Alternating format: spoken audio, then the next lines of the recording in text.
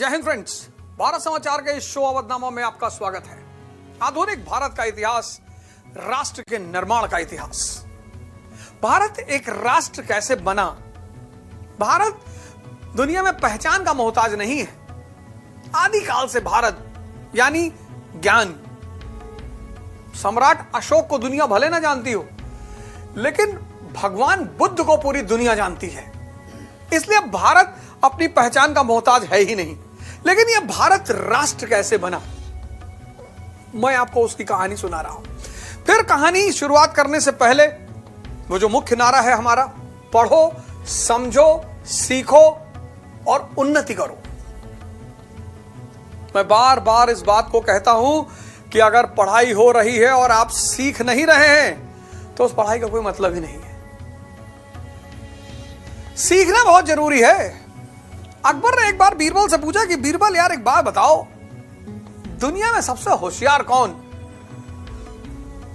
उसने कहा साहब दुनिया में सबसे होशियार एक ही कौम है। बोले कौन? बोले मारवाड़ी। बोले मारवाड़ी ये कौन सी कौम है? अरे बोले साहब है एक कौम और बहुत होशियार कौम है साहब, और इनका कोई मुकाबला नहीं है। बोले ये हमारे दरबार में जो मुल्ला जी बैठे इनसे भी ज्यादा है? अरे बोले साहब बहुत ज्यादा है। बोले दिखाओ, डेमो देखना है। बोले साहब दिखाएंगे डेमो आपको। तो अकबर ने बीरबल को कहा कि ठीक है तुम समय लो, हमको दिखाओ। तो पहले मुल्ला जी को चुना गया कि मुल्ला जी को टेस्ट करते हैं कि इनके पास कितना दिमाग है। तो बीरबल ने पैगाम भेजा मौलाना साहब को कि शहंशाह सलामत अकबर आपकी दाढ़ी खरीदना चाहते हैं। अरे मौलाना साहब ने कहा यार कैसी बातें कर रहे हो, हमारी दाढ़ी लेकर शहंशाह क्या करेंगे? अरे बोले उन्हें खरीदना है यार, क्या करेंगे नहीं करेंगे इससे तुमको मतलब नहीं है। शहंशाह सलामत को आपकी दाढ़ी खरीदनी है, कितना पैसा? अरे बोले दाढ़ी की क्या कीमत है, लेकिन क्यों खरीदनी? बोले खरीदनी है नहीं तो गर्दन जदनी, गर्दन काट दी जाएगी। कितना पैसा? अरे बोले साहब दे दो, जो पैसा 5-10 रुपया देना हो दे दो, लेकिन दाढ़ी करोगे क्या? 5 रुपया मौलाना को दे दिया, दाढ़ी खरीद ली गई। दूसरे दिन शाही बंदा फिर पहुंचा, शाही नहीं पहुंचा। ने कहा अब क्या हुआ? बोले अकबर, शहंशाह अकबर चाहते हैं कि आपकी दाढ़ी बना दी जाए। अरे बोले सरकार ये दाढ़ी मेरी पहचान है, मैं मौलाना आदमी, ये मेरी इज्जत है सरकार। बोले अब बेच चुके हो, अब तुम्हारी कहां है? अब तो शहंशाह अकबर की है, और नहीं कटाओगे तो गर्दन जदनी, गर्दन खत्म। अरे मौलाना ने कहा जिंदगी रहेगी तो बहुत दाढ़ी बना लूंगा, काट दो दाढ़ी। दाढ़ी काट दी गई। उसके बाद एक मौलाना के बाद मारवाड़ी को चुना गया। आगरा के एक बड़े मारवाड़ी के घर शाही नौकर पहुंचे और बोले शहंशाह सलामत आपकी दाढ़ी और मूंछ खरीदना चाहते हैं। उसने कहा क्यों? अरे बोले बस खरीदना चाहते हैं और क्या। पहले तो मारवाड़ी थोड़ा सक पकाया। उसने कहा अच्छा। कहा चलो बेचा। बोले दरबार में बुलाया है? हाँ बोले आ रहे हैं दरबार में। मारवाड़ी पहुंचे, अकबर, शहंशाह अकबर के दरबार है। बोले माई बाप बताएं। बोले आपकी दाढ़ी मूंछ खरीदना है। बोले सरकार खरीद ले सरकार। बोले कितने की? बोले 10 लाख अशरफी। अरे बोले पागल हो गए यार,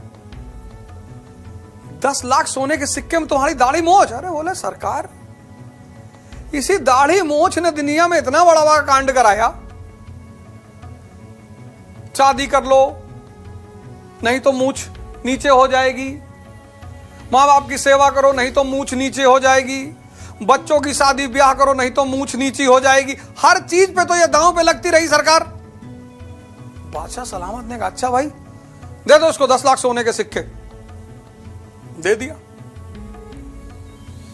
3-4 दिन बाद शाही नाई मारवाड़ी के घर पहुंचा कि दाढ़ी मूंछ बनाना है। उसने कहा खबरदार जो दाढ़ी मूंछ पे हाथ लगाया।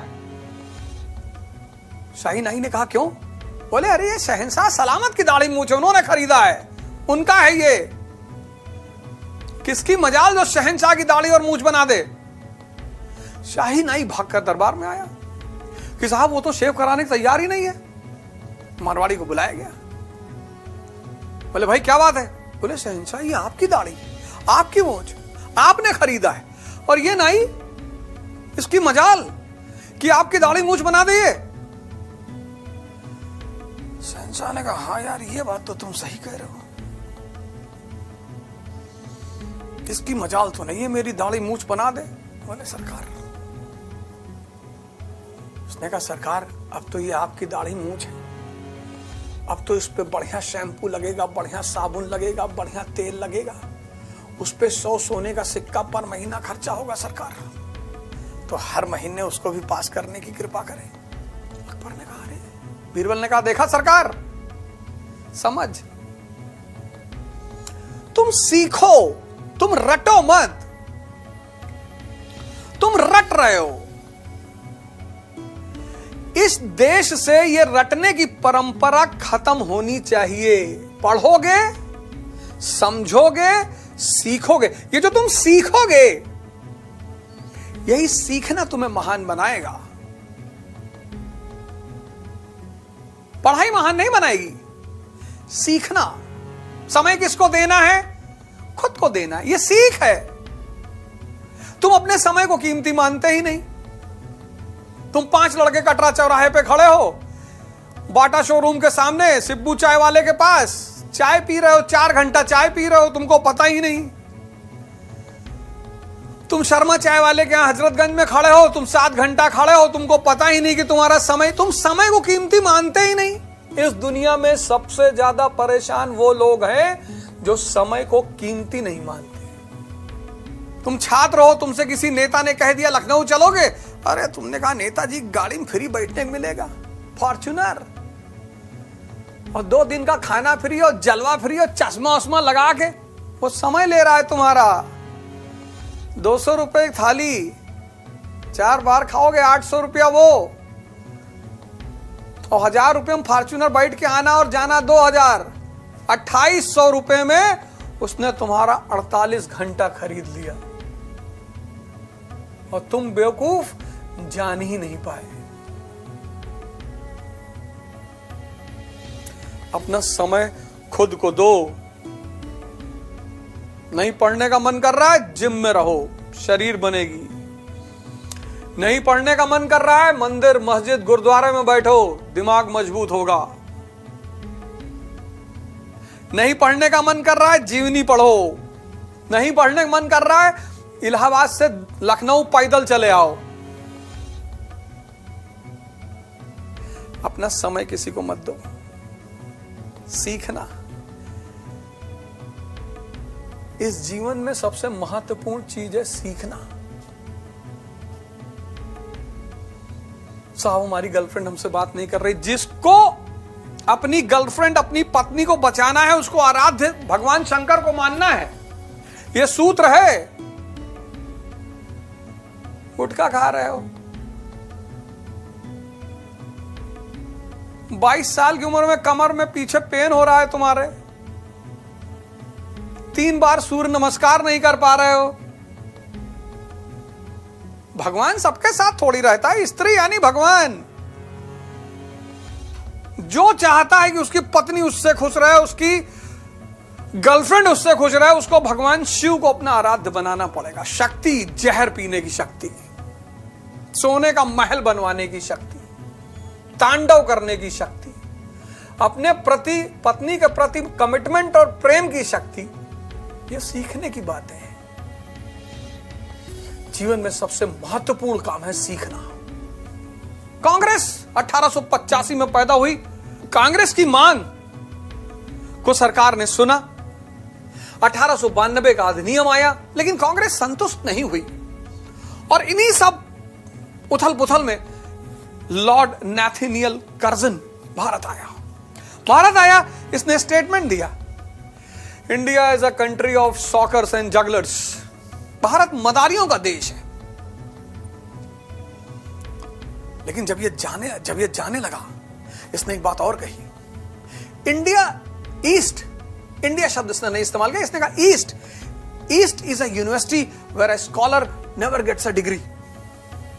बुद्ध, महावीर, दादू, रैदास, कबीर, इनके पास कोई डिग्री थी? अथाह ज्ञान, अथाह और असीमित, वो कहीं जाकर खत्म नहीं होता। इसके दो स्टेटमेंट बड़े फेमस है। पहला statement, India is a country of soccers and jugglers, मदारियों का देश है। और दूसरा statement, east is a university where a scholar never gets a degree. और ये आदमी जब भारत आया, कमाल का आदमी, ऐसे ऐसे कांड किए इसने, ऐसे ऐसे कांड किए कि राष्ट्रवादी तो सन्नाटे में आ गए कि अरे भैया, क्या खेलने का तरीका है इस आदमी का, क्या सद्बुद्धि, क्या दिमाग, क्या सोच। पहला काम इसने किया, म्युनिसिपल कॉर्पोरेशन एक्ट 1899।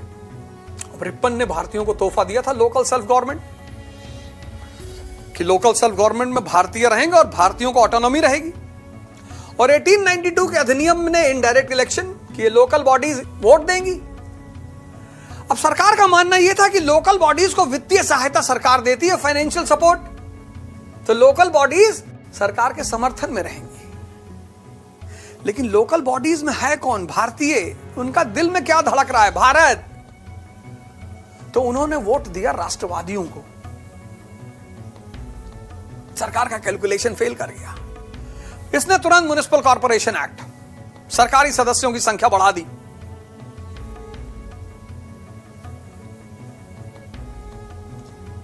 सरकारी सदस्यों की संख्या बढ़ा दी। डिक्लेयर्ड एजेंडा, लोकल बॉडीज को एफिशिएंट बनाना, कि मुझे इनको एकदम योग्य बॉडी बनाना है, मजबूत बॉडी बनाना है, ये उसका declared agenda. Hidden agenda, to stop the entry of nationalist in legislature. ये विधायिका में जो नेशनलिस्ट राष्ट्रवादी जा रहे थे, उनको रोकना। Hidden agenda. Declared efficient body, कौन कहेगा कि नहीं बनाना है? सब कहेंगे। उसने कहा कि मेरी अंतिम इच्छा यही है कि जब मैं वाइसरॉय के पद से हटूं तो मैं कलकत्ता का मेयर बनूं। तरीका देखो, दिखा कुछ रहा है, कर कुछ रहा है। यही तो खेल है। सभी राजनेता अपने जीवन की शुरुआत समाजवाद से करते हैं और पहुंचते कहां हैं? पूंजीवाद पे। समाज सेवा से ही नेताओं के भविष्य की शुरुआत होती है, जो आत्म सेवा पर आकर खत्म होती है। सब सारा पूंजीवाद का सिद्धांत यही है, तुम्हारी भलाई। I am a Complan boy. वो कॉम्प्लान बॉय वॉशरूम में छिपकली देखता है, बेहोश हो जाता है।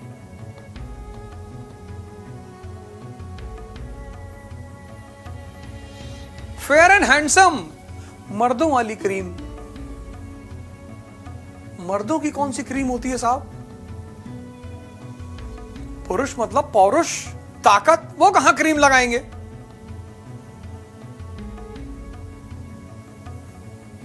पूंजीवाद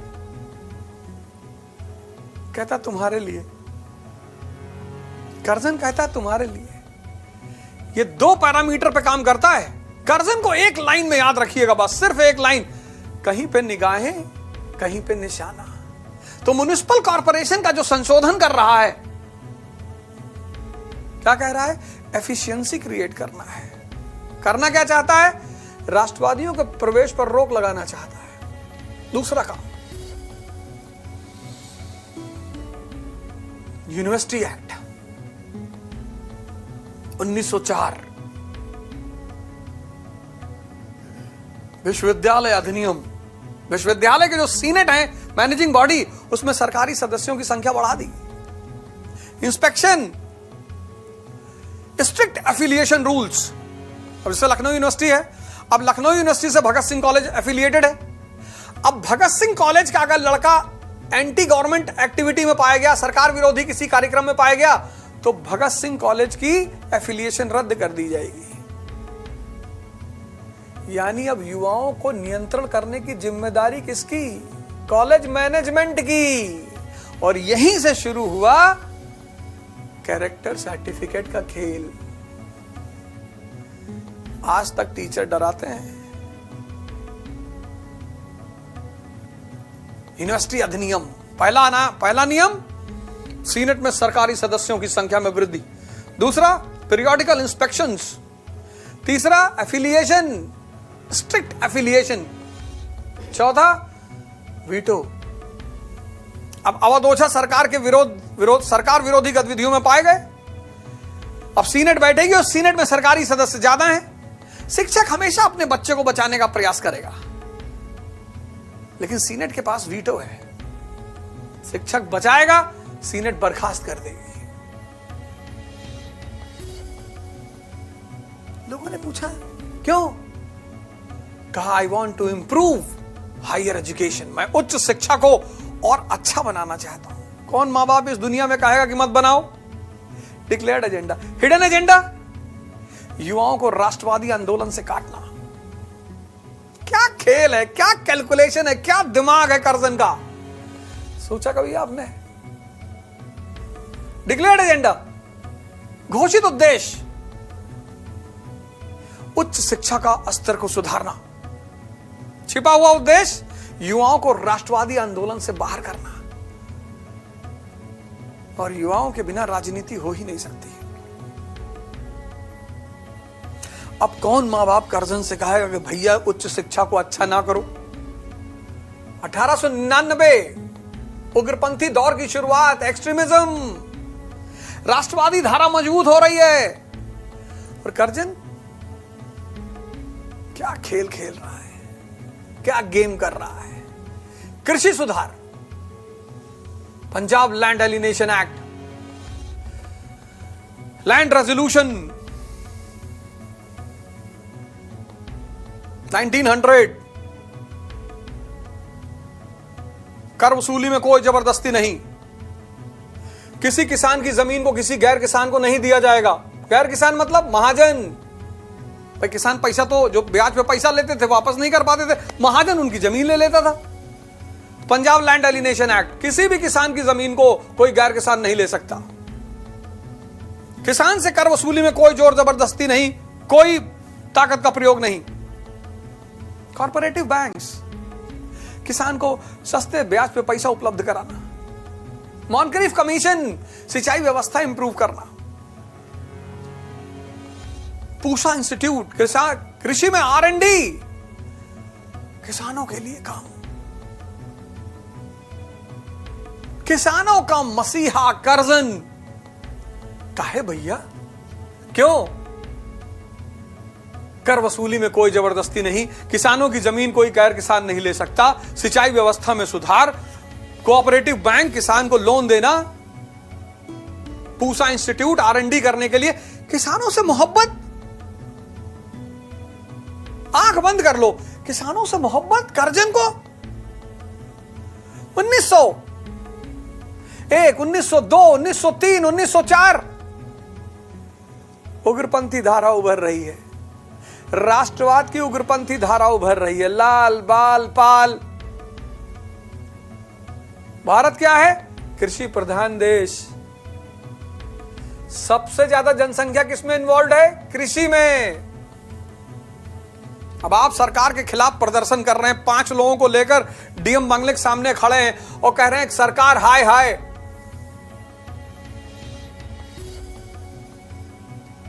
आधे घंटे में आपकी शरीर की पूरी संरचना बदल जाएगी। हाथ की जगह पैर आ जाएगा, पैर की जगह हाथ आ जाएगा, नाक 30 डिग्री टेढ़ी हो जाएगी। बहुत मार मारेगी गवर्नमेंट आपको।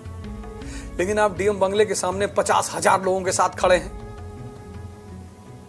डीएम बाहर निकलेगा, नमस्ते करेगा आपसे कि पांडे जी नमस्कार। पांडे जी आप शाहरुख खान की तरह लगते हैं। अंदर लाओ पांडे जी को, अंदर लाओ और कोल्ड ड्रिंक लेकर आओ, पेस्टिसाइड, हाँ पेस्टिसाइड में लाके सम्मान करेगा डीएम आपको। जनता जनार्दन, जिसकी तरफ जनता उसकी तरफ भगवान। डिक्लेयर्ड एजेंडा, कृषक और कृषि को मजबूत करना। हिडन एजेंडा, किसानों को मजबूत हो रहे राष्ट्रवादी धारा से अलग करना। क्या दिमाग है इसका, क्या सोच है, क्या कैलकुलेशन है। पुलिस सुधार, फ्रेजर कमीशन, कमीशन पुलिस सुधार, रैले कमीशन शिक्षा सुधार, चौथा सुधार फ्रेजर पुलिस। पता करो पुलिस विभाग कैसा है। बोले साहब इनडिसिप्लिन्ड है। बोले और? बोले साहब और थोड़ा वीक है साहब।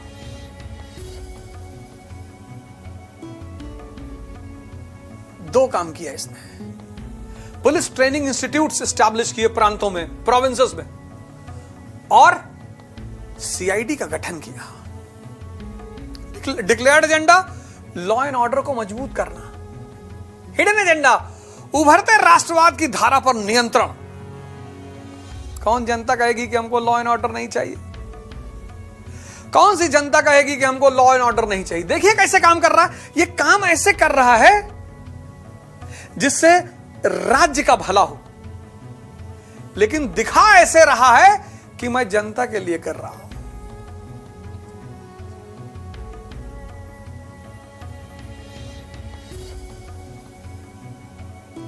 यही तो है सीख, यही तो है समझ, यही तो है उपलब्धि। म्युनिसिपल कॉर्पोरेशन किस लिए कर रहा है? लोकल बॉडीज को एफिशिएंट बनाना है, दिखा रहा है। पर कर किस लिए रहा है? राष्ट्रवादियों का विधायिका में प्रवेश पर रोक, यूनिवर्सिटी कह रहा उच्च शिक्षा में सुधार। पर कर किस लिए रहा है? छात्रों को राष्ट्रवादी आंदोलन से दूर रखना, कृषि और कृषकों की स्थिति को मजबूत करना, पर किसानों को राष्ट्रवादी आंदोलन से दूर रखना, लॉ एंड ऑर्डर। पर उभरते राष्ट्रवादी आंदोलन पर पुलिस का शिकंजा कसना। जनता मस्त है, राष्ट्रवादी समझ रहे हैं कि ये क्या खेल रहा है। जनता मस्त कि भैया उच्च शिक्षा में सुधार कर दिया भैया, अब लड़के बदतमीजी नहीं कर सकते, अब सिर्फ पढ़ाई करेंगे, इंजीनियर बनेंगे, डॉक्टर बनेंगे। किसान मस्त, शहर में सफाई, साफ सुथरा, पुलिस सशक्त। यही तो जीवन है।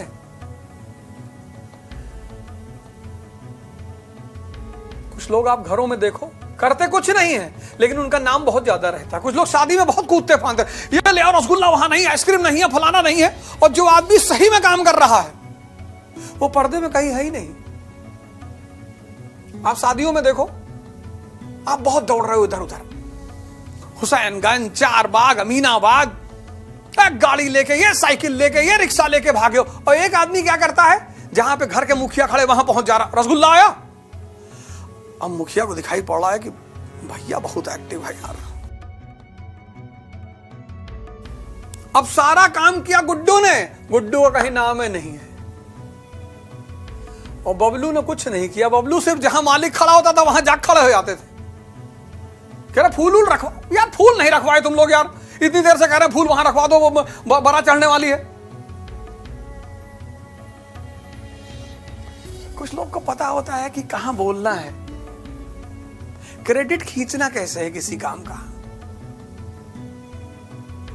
कुछ लोग काम कुछ नहीं करते पर क्रेडिट सारा ले लेते हैं।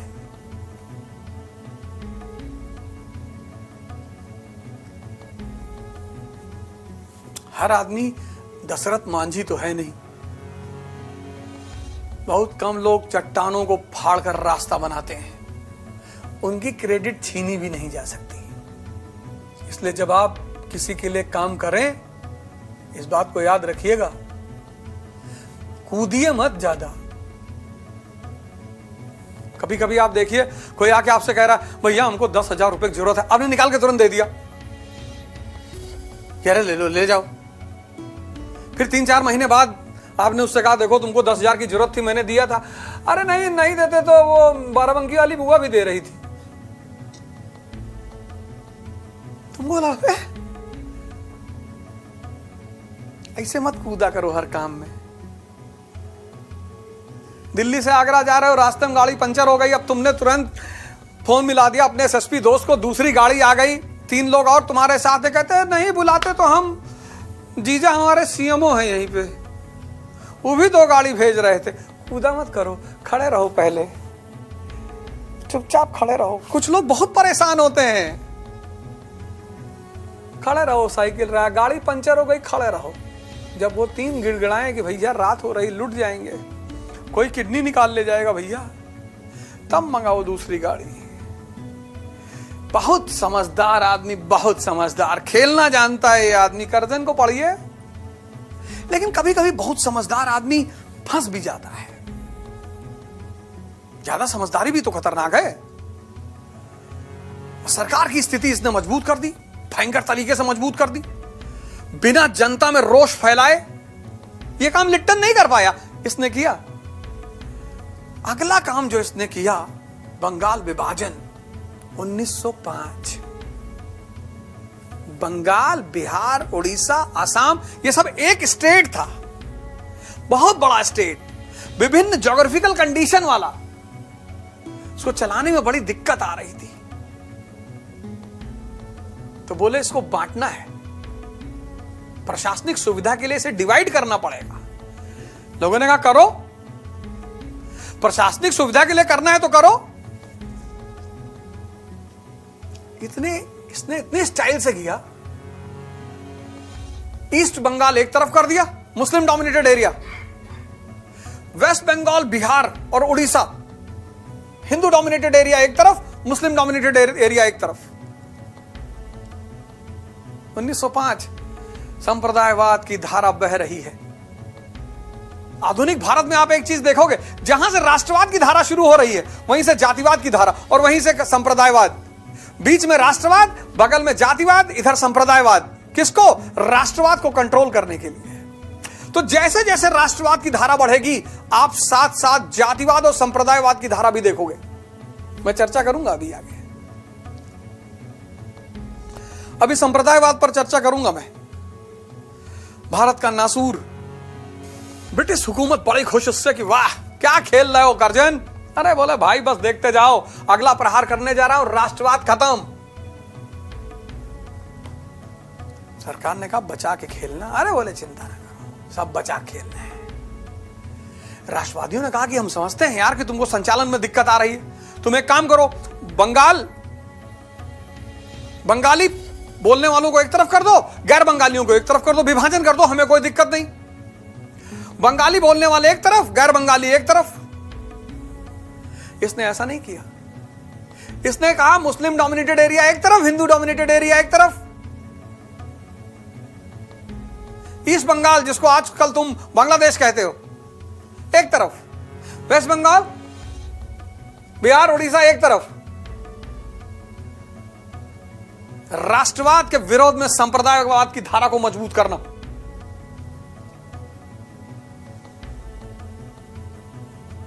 और बंगाल पार्टीशन का इसने फैसला लिया। सरकार ने कहा बच के। अरे बोला कुछ नहीं, ये समझ ही नहीं पाएंगे क्या हो रहा है। ढाका पहुंचा। ढाका में इसने स्पीच दिया कि ये मेरे मुसलमान भाई, ईसाई मुसलमानों को अपना भाई मानते हैं। सद्दाम हुसैन इनका भाई था, अमेरिका का। मुअम्मर अल गद्दाफी अमेरिका का भाई था। किसी को शोषण करना हो उसको भाई बना लो। और राजनेताओं को इससे बड़ा फार्मूला कौन जानता है? आप किसी डीएम के साथ रहो, वो कभी नहीं कहेगा मेरे छोटे भाई हैं, कहेगा मुझसे मिलने आए थे, हमारे शहर के हैं, गुप्ता जी हैं, उनके बेटे हैं। लेकिन नेता के साथ जब तुम घूमते हो तो क्या कहता है? हमारे छोटे भाई हैं। शोषण करने का सबसे सही रास्ता है रिश्ता बनाना। इसलिए जो तुमसे बहुत जल्दी रिश्ता बनाने के प्रयास में है, समझ लो शोषण करने के प्रयास में है। नियम है ये। जब भी शोषण होगा प्रेम पे ही होगा। तुम्हारा दुश्मन तुम्हारे लिए खतरा जरूर है, पर तुम्हारा शोषण नहीं कर सकता। पढ़ते वक्त तुम्हारे कमरे में नहीं आके बैठेगा, या तुम पढ़ रहे हो और तुम्हारे कंधे पे आके हाथ रख के नहीं पूछेगा पढ़ रहे हो क्या। ये वही करेगा जो तुम्हारा दोस्त है। इसलिए दुनिया में सबसे पहले जिससे बचना है वो दोस्त है। सब छोटे छोटे सूत्र हैं, बहुत छोटे, पर जल्दी किसी को समझ में नहीं आते।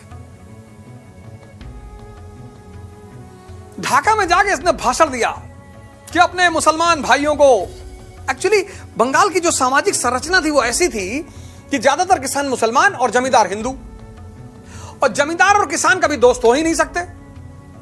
इसने उसका फायदा उठाया। इसने कहा अपने मुसलमान भाइयों को हिंदू जमींदारों से बचाने के लिए विभाजन किया गया है। लेकिन बंगाल विभाजन का परिणाम रहा स्वदेशी आंदोलन, और हिंदू मुसलमान सब ने आंदोलन में भाग लिया।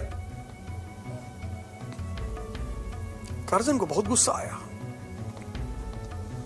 कर्जन ने तुरंत नवाब ढाका सलीमुल्लाह को बुलाया। सलीमुल्लाह, बोले सरकार, बोले रहना है कि जाना है? बोले सरकार रहना है सरकार। हाँ, बोले तो मुसलमानों को रोको, स्वदेशी आंदोलन में भाग ले रहे हैं। बोले सरकार कल रोक लेंगे। अरे बोले कल मत रोको, आराम से रोको। सलीमुल्लाह ने मौलानाओं को बुलाया कि मौलाना साहब रहोगे कि जाओगे? बोले हुजूर। बोले मुसलमानों को रोको यार। फ्राइडे प्रेयर में मौलानाओं ने मुसलमानों से कहा कि स्वदेशी आंदोलन इस्लाम के विरोध में है। मुसलमानों ने कहा कैसे? बोले वंदे मातरम, हम अल्लाह के सिवा किसी को मानते हैं?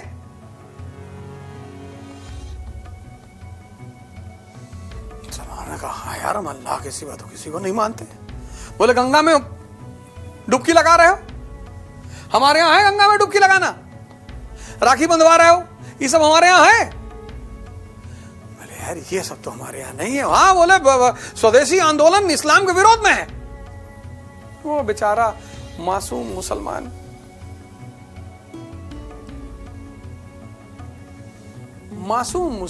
मासूम हमारे बड़े मुसलमान दोस्त हमसे कभी कभी बहुत खुशी भी रहते हैं, कभी कभी बहुत नाराज भी रहते हैं।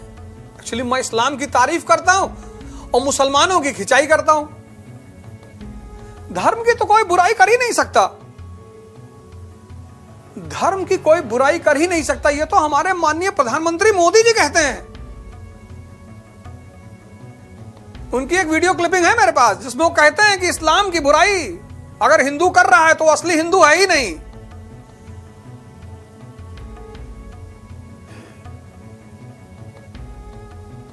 मजहब नहीं सिखाता आपस में बैर करना।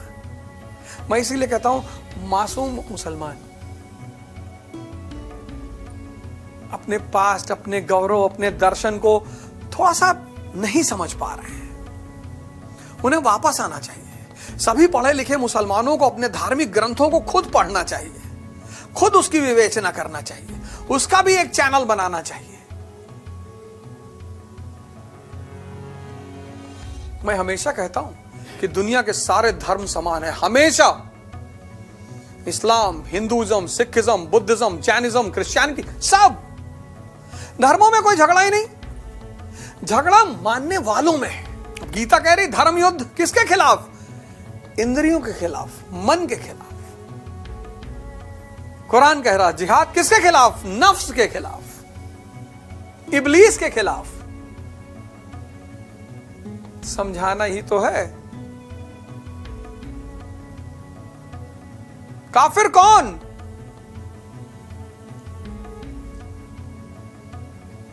जो आफाक में गुम है, जो आफाक में गुम है वो काफिर है। अब नमाज पढ़ने गए हो और यहां ऐश्वर्या राय की फोटो चल रही है तो आफाक में ही तो गुम हो। अब नमाज पढ़ रहे हो, मन में है कि यार BMW लेके एक आदमी आया है नमाज पढ़ने। अब नमाज पढ़ने गए हो, बगल में रिजवान राडो की घड़ी लगाया, उसी पे ध्यान टिका हुआ है। ये है काफिर जो आफाक में गुम है। क्योंकि जो दुनिया में गुम होगा वो खुदा से कभी जुड़ेगा ही नहीं। सवाल ही नहीं, कोई सवाल ही नहीं, प्रश्न ही नहीं उठता।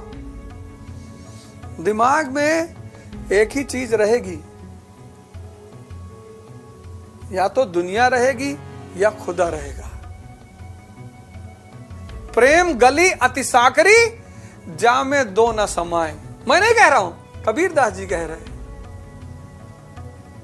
प्रेम गली अति साकरी, जामे दो न समाए। जो आफाक में गुम है वो काफिर है। तो जब मैं इस्लाम की तारीफ करता हूं तो मुसलमान भाई बड़े खुश हो जाते हैं। जब मैं मुसलमानों की खिंचाई करता हूं तो मुझसे बड़े नाराज हो कि आरएसएस का आदमी है ये। और वो बेचारे मासूम मुसलमान वो आंदोलन से बाहर निकल आए। आंदोलन से बाहर निकल आए तो नया बवाल शुरू हो गया, हिंदू मुस्लिम राइट, संप्रदायवाद। कहां चल रहा था स्वदेशी आंदोलन, कहां शुरू हो गया संप्रदायवाद। और उसी बीच करजन को वापस बुला लिया गया। अंतिम दांव करजन का गलत पड़ गया।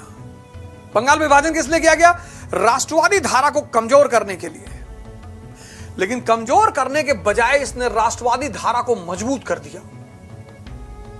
और जब दुश्मन ताकतवर हो जाए तो उस पर हाथ नहीं डाला जाता।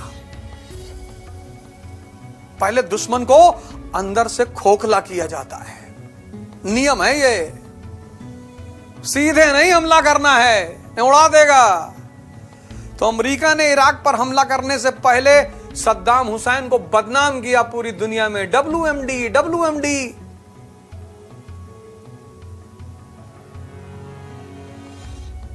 लोगों ने कहा WMD, वुमेन मेन एंड दुनिया। अरे बोले नहीं वे वेपन्स ऑफ मास डिस्ट्रक्शन। अच्छा बोले वेपन्स ऑफ मास डिस्ट्रक्शन रखा हुआ है? हाँ बोले बहुत रखा है, ये पूरी दुनिया खत्म कर देगा। दुनिया वालों ने कहा मारो भाई साहब इसको, इतना बदतमीज मारो। आज तक खोज रहे हैं WMD, किसी पर सीधा हमला नहीं किया जाता। बंगाल विभाजन किया गया राष्ट्रवाद की धारा को कमजोर करने के लिए। राष्ट्रवाद की धारा कमजोर होने के बजाय मजबूत हो गई। और अब ब्रिटिश सरकार को उस पुरातन सूत्र का सहारा लेना पड़ा। कौन सा सूत्र? Divide and rule. और इस फार्मूला के अंदर सरकार ने दो निशाने साधे। एक भारतीय समाज, हिंदू मुस्लिम को बांट दिया और 1906 में पैदा हुई मुस्लिम लीग। और दूसरा टारगेट बनाया कांग्रेस को। 1907 सूरत विभाजन, भारत का समाज को तोड़ दिया। मुस्लिम लीग का गठन 1906 और कांग्रेस को तोड़ दिया 1907 सूरत विभाजन। तो 1905 स्वदेशी आंदोलन, राष्ट्रवाद की धारा मजबूत। और इस राष्ट्रवाद की मजबूत धारा को कमजोर करने के लिए सरकार ने दो हमले किए, एक समाज पर, एक कांग्रेस पर। तो मुस्लिम लीग का जन्म और कांग्रेस का विभाजन। समझिए इस बात को। आप जब भी मजबूत होंगे, आपका विरोधी पहले आपको घर में तोड़ने की कोशिश करेगा। आज भारत की दशा देखिए। आज भारत को आगे बढ़ना है। आज भारत को पहले अंदर से मजबूत होना है, तब भारत बाहर से मजबूत होगा। हिंदू, मुसलमान, ब्राह्मण, दलित सब लड़े यार इस आजादी की लड़ाई के लिए। कौन नहीं लड़ा?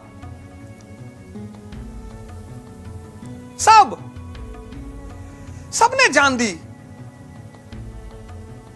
और आज हम सब जब इस देश को मजबूत करने की बारी आई तो हम सब लड़ रहे हैं। अंग्रेजों की उस दुष्चक्र में हम फिर फंस रहे हैं।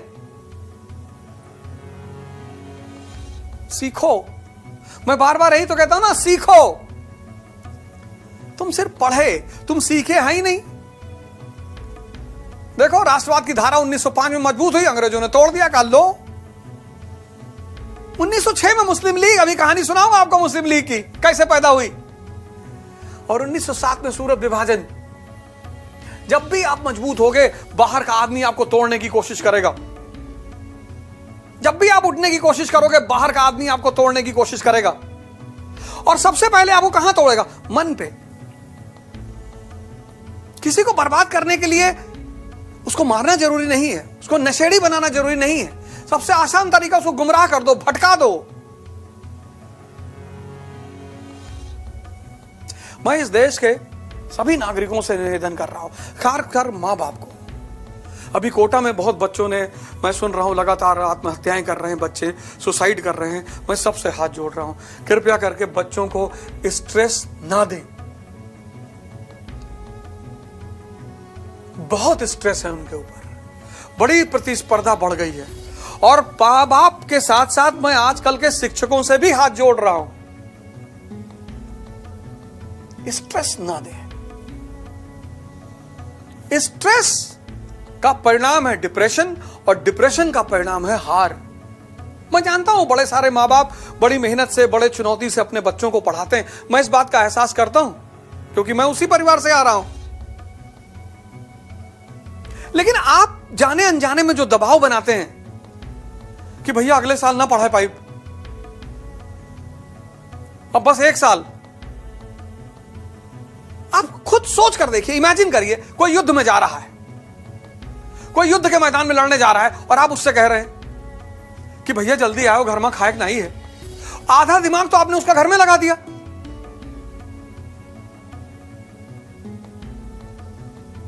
जब व्यक्ति वो युद्ध में जा रहा हो तो उसे उत्साह की जरूरत होती है, प्रेम की जरूरत होती, सपोर्ट की जरूरत होती।